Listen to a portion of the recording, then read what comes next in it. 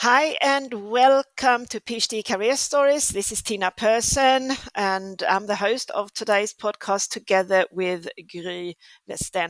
And I must say that I am super thrilled today because Gry, you is a former client of mine. And I know you have done a fantastic journey in transforming your career. You are today working at IQVIA as a consultancy company in London. And 2 years earlier, you were a lecturer at King College in London. And you contacted me because you wanted a career change. You wanted to leave the academic context. And what we're going to talk about is that journey and your journey, both when it comes to your mindset and attitude, you had to change to succeed because today, Gry, you are very, very successful. So very welcome to the podcast. Thank you so much, Tina. First of all, I want to say I'm really excited to be on this podcast.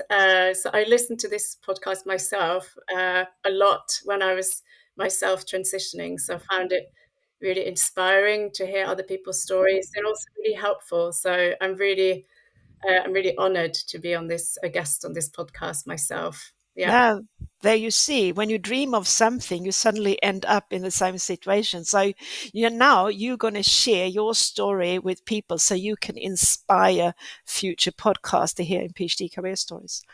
We're going to start by going back because I wanted to go back and I think about when you were a lecturer at King College.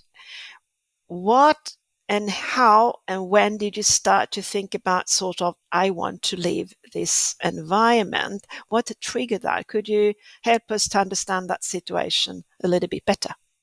Yeah, so I think as for maybe for many people, the pandemic and lockdown, which we had very severe lockdown in the UK, where I'm based. So I think the life changes that came with that, set like some alarm bells ringing in a way. I realized so before the pandemic, I would do a mixture, working from home and go to the office. And then, of course, during lockdown, we had to work purely from home. But I think that made it very visible to me that I could do my job almost entirely from home. I mean, there was the lectures, which we then did virtually. But for some, I had maybe one or two lectures a week, which is not a lot. So I knew aside from that, during normal times, I thought, wow, I could really do my job entirely in isolation.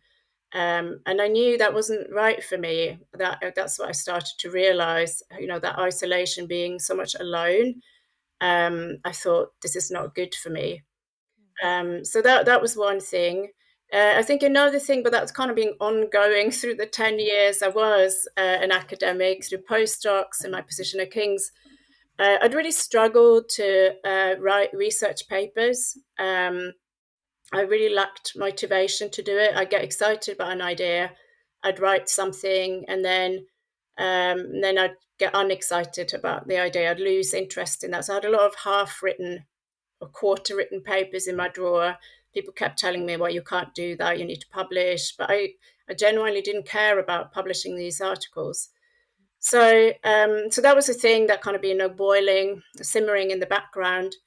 But then during the pandemic, so I'm from Norway originally, and I had the opportunity to take part in a kind of sort of fast turnaround. I was a part of the Norwegian Institute of Public Health's ethics committee to give advice on with a group of other experts. We were going to give advice to the Norwegian government about who should get the corona vaccine first. So this was, I mean, a great privilege to take part in this work, and it was very quick turnaround compared to what kind of work I normally do, because we had maybe 3 months to do the work. We met weekly or maybe several times weekly to discuss. And then someone else actually, the sort of secretariat of this group, did all the writing. So I was just taking part in the discussion. And of course, this is a very serious situation and all of that. However, I really, really enjoyed that work and the nature of the work. There was a clear result that we needed to come to an agreement. There was going to be public scrutiny of the result. The result was needed. It was work that we were doing not because we were interested in it, but the results were needed for a purpose. So all of these things, I think the contrast between how I felt doing this work and all this research articles I was just slogging away on with so much, lack of motivation. That was another big clue to me. I think that I was like, wow, I could be so much happier with the different type and style of working.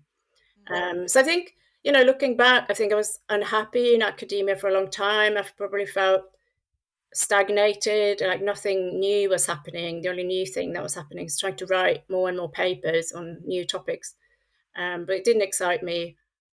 Um, but yeah, I didn't realize that I was unhappy, I think, until lockdown happened and all of these other things. So it was an opportunity to like reflect on my life, my career, and to try and think about doing something different.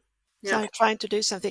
And I remember that was the moment you reached out to me. But I like to stay in this moment a little bit and ask you, what made you finally take the decision, I need help? Yeah, I think I think that was the big step for me, because I have also learned in this process I'm not very good at asking for help. I'm used to battling it out, fighting it out on my own. But I think I realized that once I sort of made the decision to myself, wow, I'm really going to leave, that was a really scary moment, because I thought, well, I have no idea, really no idea what else I want to do. I had some kind of vague ideas, yes, from the sort of COVID work. I liked that style of work, but I had no idea what job would I else do, because I've never thought about it before. Mm. Um, No, it was sort of a blind spot in yeah, your experience. But I will go back here because I remember something in the beginning of the coaching when we met. You reached out to me, and you mentioned here that you listened to this podcast and maybe got inspired, and so we know that is very important. But I remember you started the coaching with me and you were looking for new opportunities while you were still working in the old position. And then from one coaching session to the other, you just quit the job. And that was very brave. Would you like, because I know there are listeners sitting thinking, should I quit the job and then focusing on finding something else, or what should I do? And you actually did that, Gry. Could you elaborate around how you came up to that solution that, well, I actually quit. I say no, and I'm going to look for new opportunities full time. well, so it was. I didn't kind of quit with immediate effect. I mean, what happened was, and I think also you encouraged me to do it, because, but I was very, and I think for having been on, numerous postdocs, which are 2 or 3 years in length, and then I had this position at King's, which was a fixed term contract, so 1 year, and then they renew. And it depends on external circumstances whether you get renewed your contract the next year. So I was very anxious about this, and very aware of my lack of job security. But I think at this stage, when I was working with you, I had the right to be considered a permanent, or I could request that to be transferred onto a permanent contract. So my decision, it wasn't sort of quitting straight away, but it was deciding not to request the permanent contract, which was a big step for me, because I was like, here's the security net for me. If I don't ask for the security net, my job will end in May or whatever it was. And so that was the decision for me. So it meant I still had a job for another 5, 6 months. But to me, that was super scary to not, because I've been worried about this for so long, so many years, pretty much my entire academic career, and worried about the future. So I think, I mean, it was, how could I make that decision? I think it was a feeling that it was holding me back, that I knew I had this security, well, I could get the security that would maybe make me push less hard towards towards finding the new job. Because it's hard, it's really hard. It's constant, it's like an emotional roller coaster. Sometimes you get excited, especially in the beginning, you get excited by Yeah, yeah, yeah, conversation you had, people say yeah. something that sounds like an opportunity, and then nothing comes of it, and it's heartbreaking. And you think, oh God. And then you get a bit wiser, and you stop getting super excited about little things like that.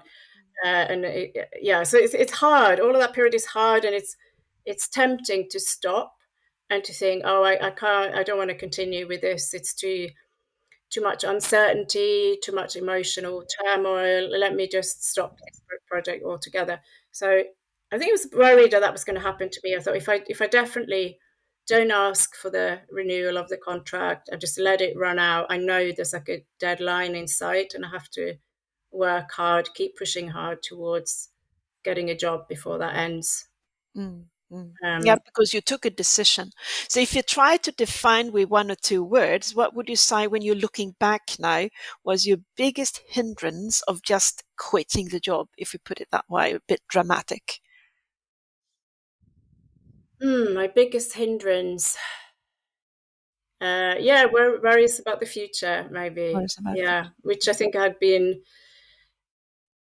I guess in academia, you learn that there's such scarcity of jobs. You get really worried that you're not going to make it. I have a completely different mindset now when I have a different kind of job, and it's not. I mean, it's not easy to get a new job, but I mean, I just know I feel much more confident that I'll be, if I lose my job or something, that I'll be able to get a new job. Yeah, and I will come back to that because you go directly into that. Now we go a bit into the future because Mm. what we haven't told the listeners here now, Gry, is that you got your first job and this is actually your second consultancy job. And when I ask you now as a coach, you say, no, I'm not worried to lose my job. So could you help the listeners now? You were worried to quit the job sitting in academia, but today you're not. What have happened with you? I think, yeah, several things. Yeah.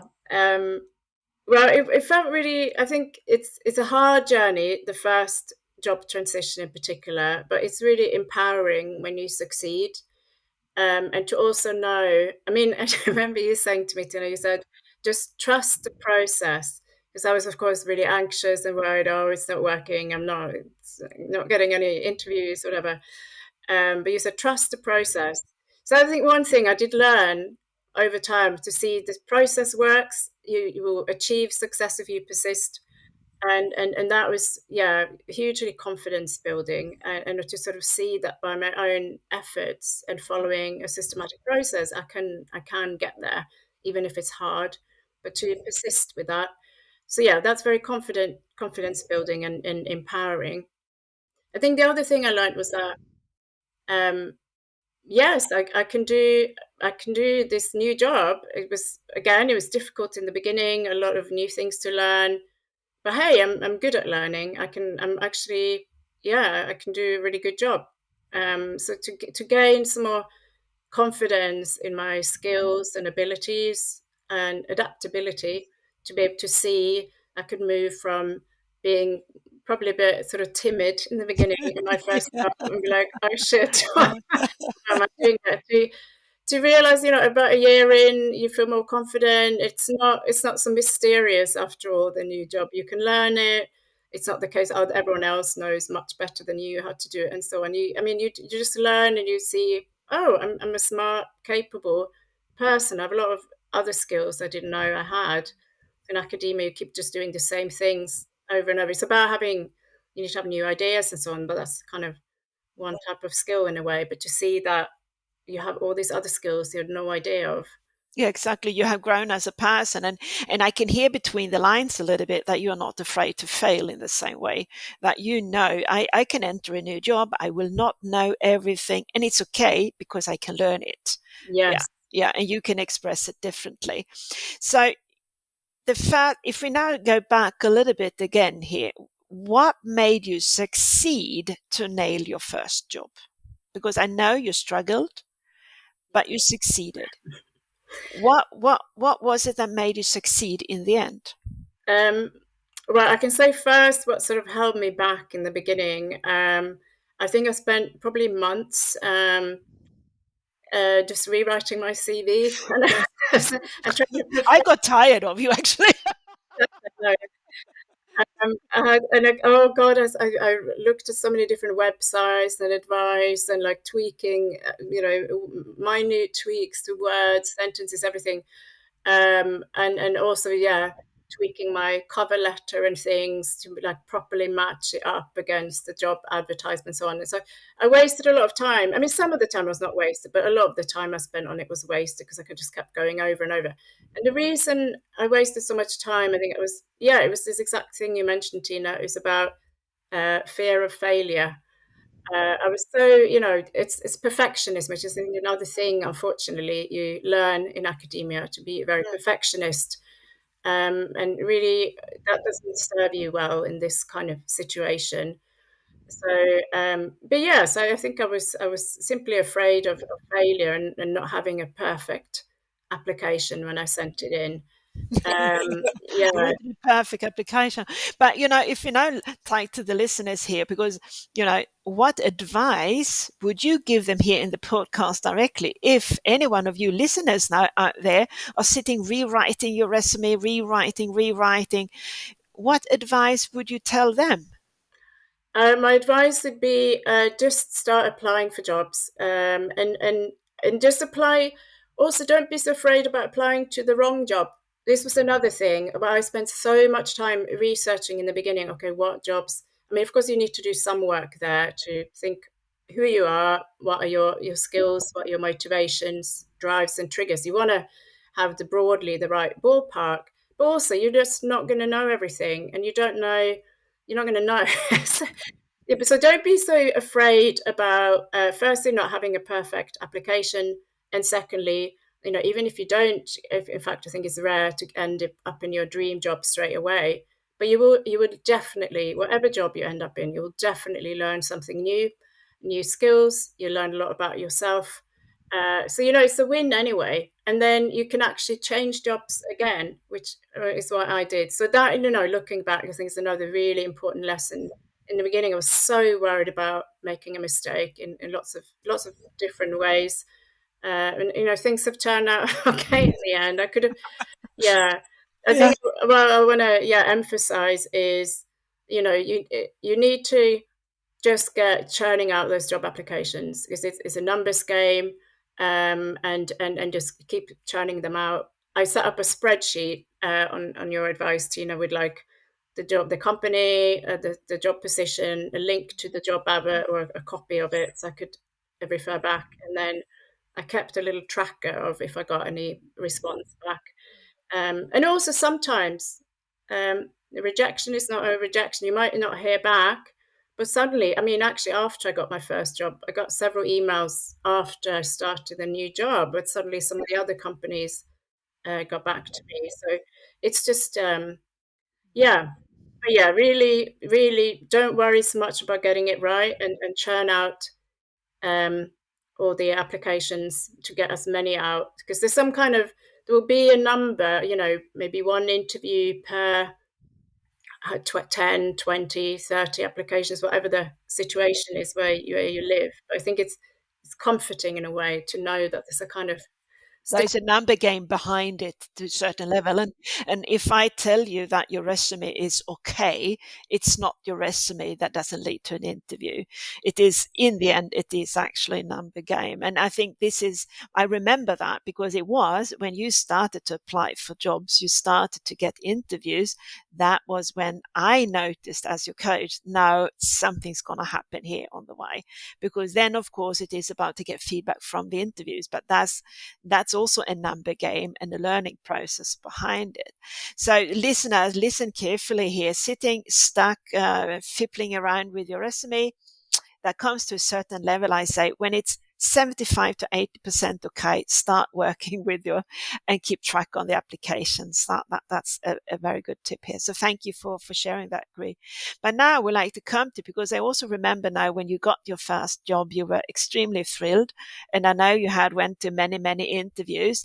And I would like, before we talk about the first job, talk about one of the first interviews you came to, because I remember you called me and you were not very happy after one of these interviews. interviews. And would you like to share briefly what happened in one of these first interviews that really took you to your heart? And I remember you were very low at that moment. Yes, yes. Yeah, so that actually that was an interview with the company I now work. So, yeah, Yeah, surprise, she's working there now. Yeah. um, yes. So I I personally thought the interview went very badly, and they asked me lots of questions I didn't know the answer to, basically, so, which is not what I expected because I thought, well, why are they asking me these questions? That they know I don't have a consulting background. Why are they asking these questions? And I had to just more or less try and make up some answers. And I guess that's probably my own. Maybe a different person would not mind and would think, oh, that went fine. But for me, to feel I was way out of my depth, to not know the answers. I guess it's that maybe perfectionism a bit again as well, like to feel not in control. All of these things were very, very difficult for me at that time. And I think especially because I had high hopes for the interview beforehand, I'd prepared a presentation and it took lots of time. So yes, that was very hard. Uh, but I think it's an experience. I think if I had to apply for jobs again and I had a similar experience now, I don't think I would it would matter so much to me. I would have learned those lessons that well, you don't know everything. It's okay not to know everything. Um, and things will be okay in the end, and it's fine. But yeah, I think my ego was badly hurt by that experience. You were badly hurt. Your ego was out because you put a lot of energy to Yeah, that interview because you so much like to work for IQVIA and you had huge PowerPoint presentations, yeah, super yes. prepared. You had Google, and of course, these expectations, and then everything did go in the wrong direction. But I would like to remind our listeners here now that that was the interview for the company you work for now. So now we go back to you went for that interview. I know you were very upset, but then you got a job after an interview in another consultancy company. Could you express how it was to start working there in that company? How did you feel in the first, let's say, 6 months?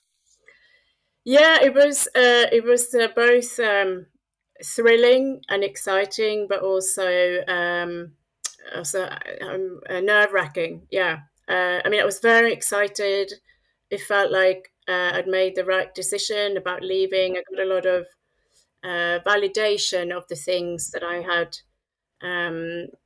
these ideas that I had about style of working, what you do day to day. I decided on consulting based on some self-reflection and work that we did together. And I knew I wanted to work in a sort of teamwork, a lot of variety day to day, fast-paced environment, and that you have this kind of. I've learned about myself. I'm very purpose-driven, so it's really good for me to work towards tasks and deliverables. You're finishing something and you're sending it off to someone, not like a research paper that maybe no one will, very few people will read. It's got to go out there into the world. You don't know what happens to it. But yeah, here it's like deliverables, and your client will be happy or unhappy with it, or your supervisor will be checking. So all of these things, I could see this was the right kind of environment for me. All of those things were working really well.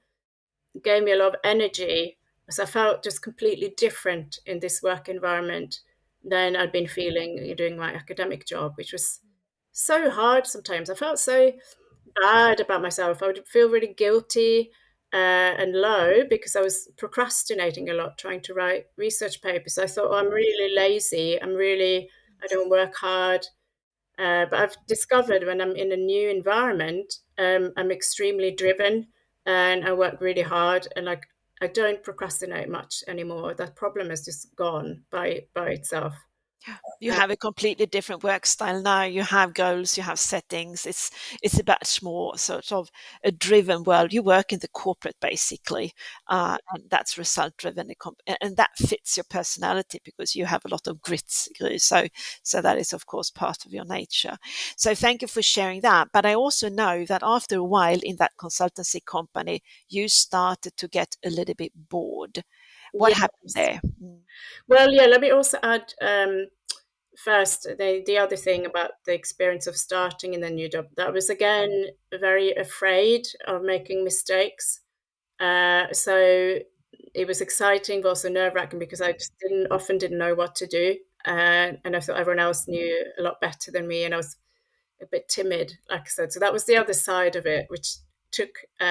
Now starting this new job, I felt much more confident, even if I didn't know what to do. It just didn't matter so much anymore, and you kind of just charge on and try something, and then if it's wrong, people will tell you, and that's that. Uh, uh, But yeah, you're right. After about maybe 6, 7 months, I realized I was getting bored in that job. Yeah, and it was the type of, I mean, consulting can be a lot of different things, and that type of consulting work, the type of work we were doing, wasn't such a great fit for my skill set. So I need a bit more kind of more in depth engagement, and sort of more kind of, yeah, intellectual engagement than what I had in that role.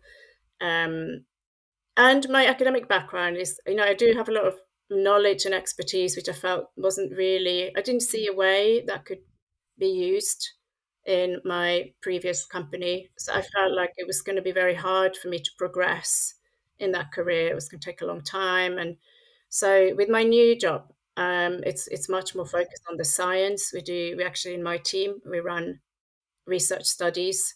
So I get to use more like my scientific knowledge and mindset, analytic skills much more. And I feel like my background expertise in health inequality would be really valuable in this team. And so I feel like, okay, I'm on a good path here, and I see a lot of opportunities for doing yeah, a wider range of work and more work that's more interesting to me. Yeah. So, and these are things I couldn't have known beforehand. The previous job. I mean, how could I have known that I was going to get bored after a while? I couldn't know that. And but that's the kind of risk you have to take when you make this transition.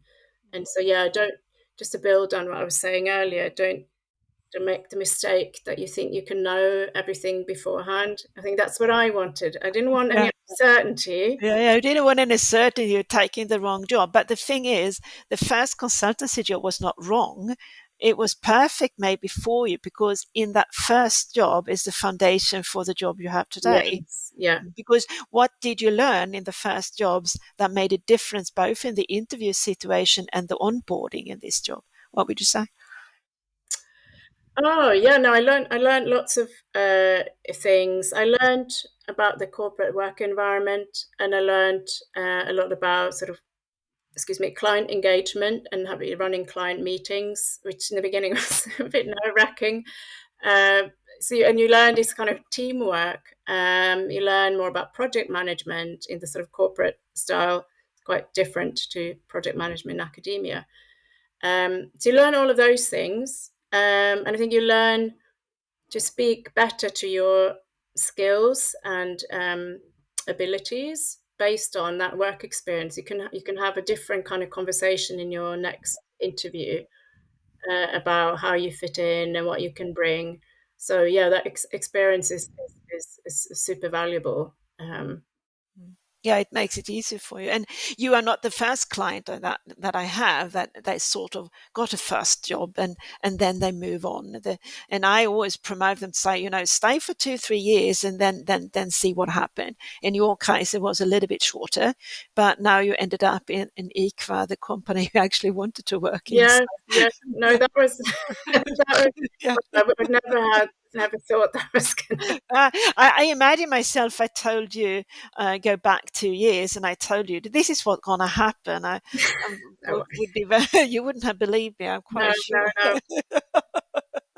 But we are coming to the end of the podcast here now. We have been talking here for almost half an hour, and I would like to go where you are right here and now. How would you say, in what sort of way have you grown as a person on this journey or in this journey? Yeah, that's really great question, and it's something I've thought about quite a lot because I've had to, in this whole journey, I've had to challenge myself a lot in a lot of ways I never had before.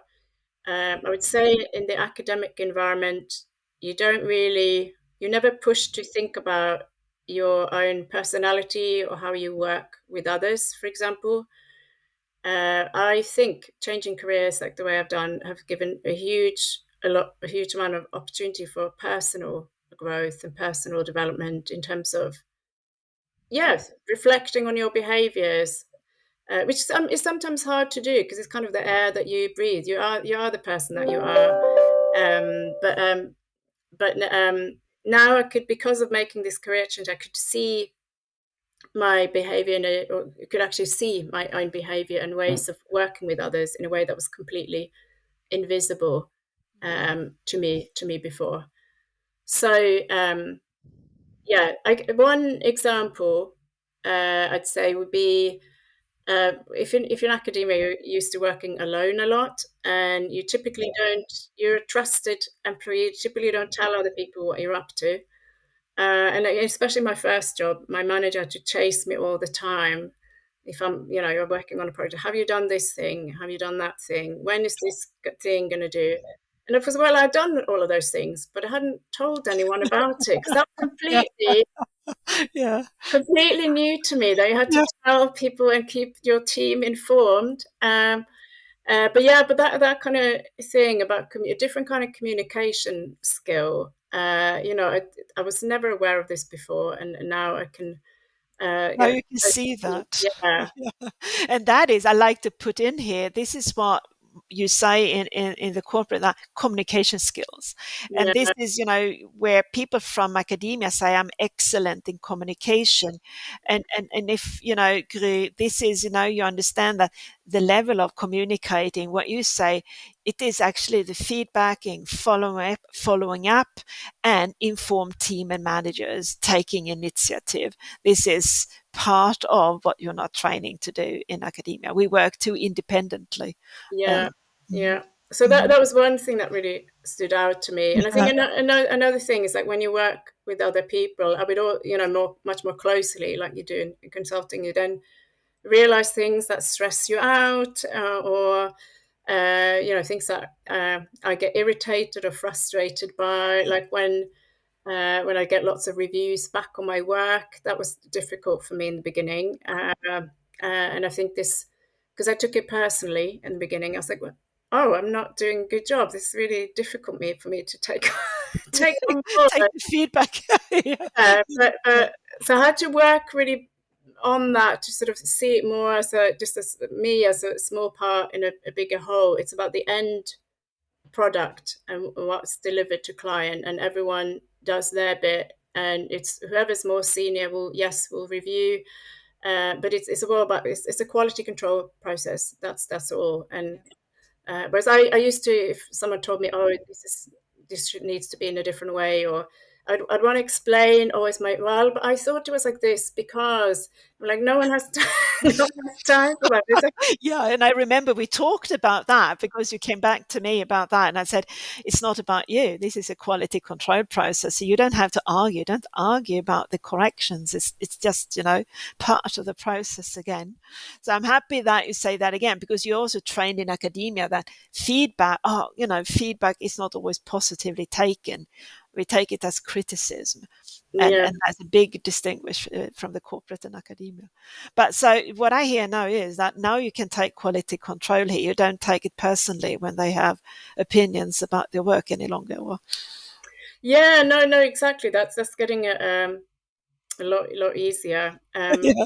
Yeah, and another thing I want to mention is, which also took a long time to kind of understand, but it's about being proactive and take initiative. And I think in academia, I'm used to there being a lot of rules and following the rules, and you kind of work on autopilot a bit almost.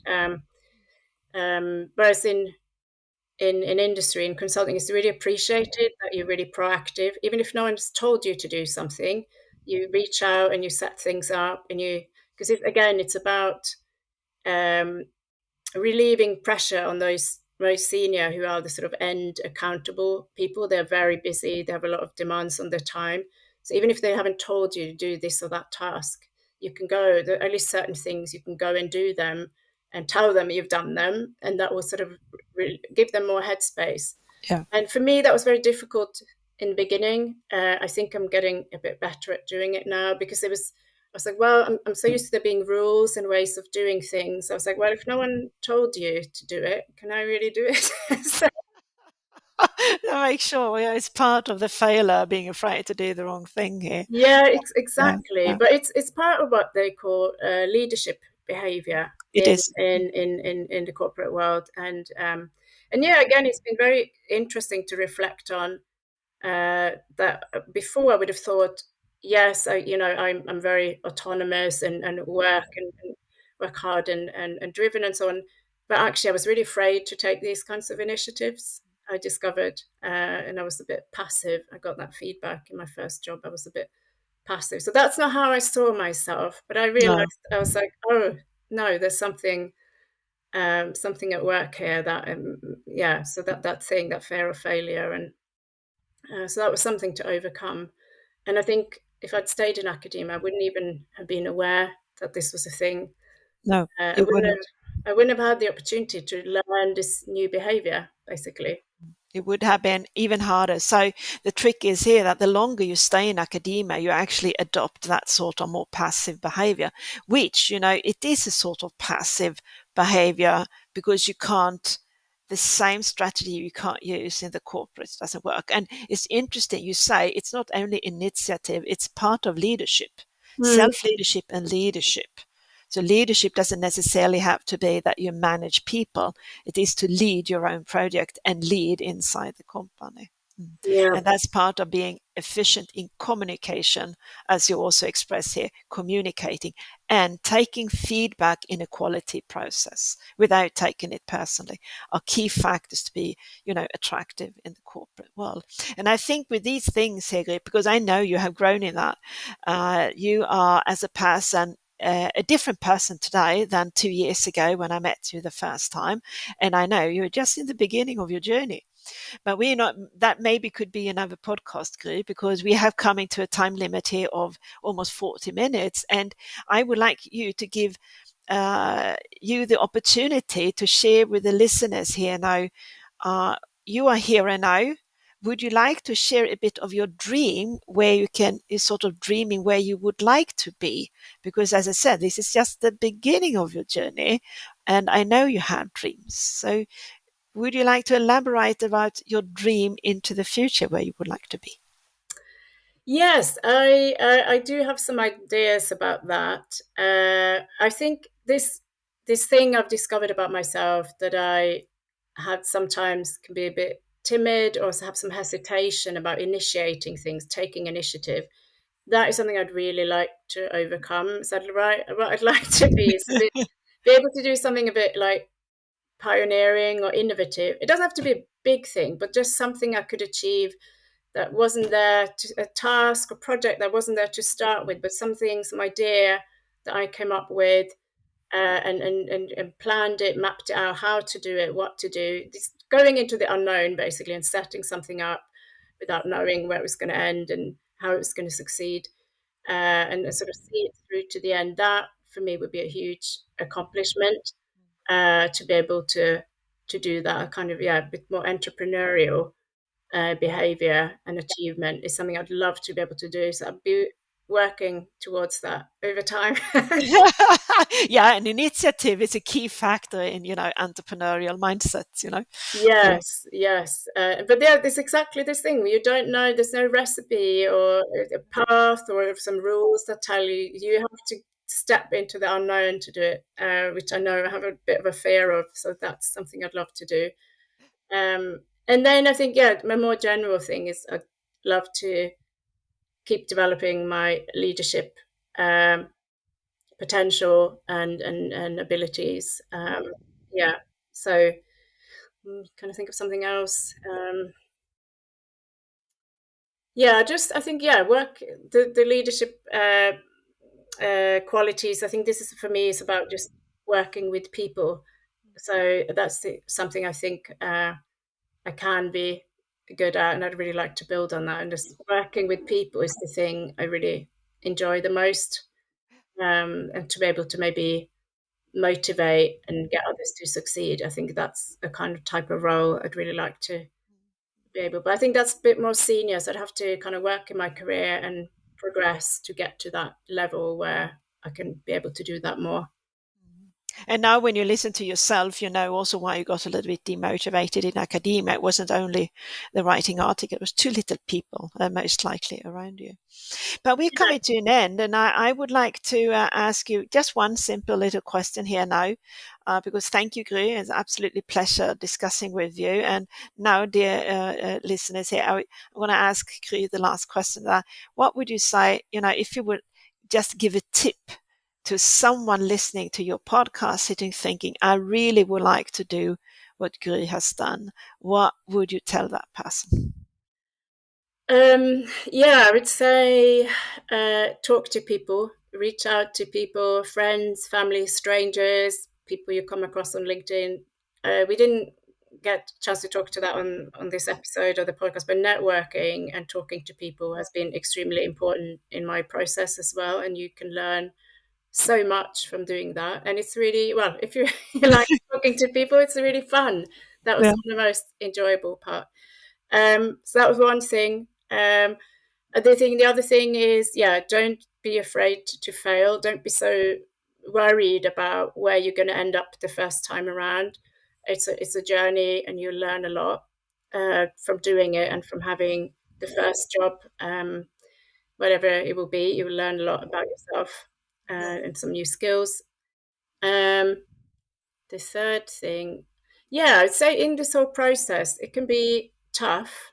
So I'd say give yourself time to do things you enjoy so that it doesn't take over your entire life to do this sort of job search, and because it's tough. It's hard. So you need some kind of moments of life. Yeah, you need a moment for yourself and a bit of love from other exercise. And I know you do military training and bicycling. That's maybe also for another podcast. But listen to Gry, spare time activities is really important in the job searching process. So thank you a lot, Gry. It's been absolute pleasure to have you on the podcast. I'm quite sure you are coming back to the podcast, maybe for a tips and tips sort of episode. But with that said, dear listeners and watchers here, I say thank you for following us, PhD Career Stories. You find much more about us on our webpage. You can send a mail to us. We are on Facebook, Twitter, and Instagram. And if you know anyone with a fantastic story, don't hesitate to reach out to us. So with that said, have a great week ahead and take care of you. This was Tina from PhD Career Stories. Thank you so much, Gina. It's been a great pleasure to be here. Thank you. Thank you.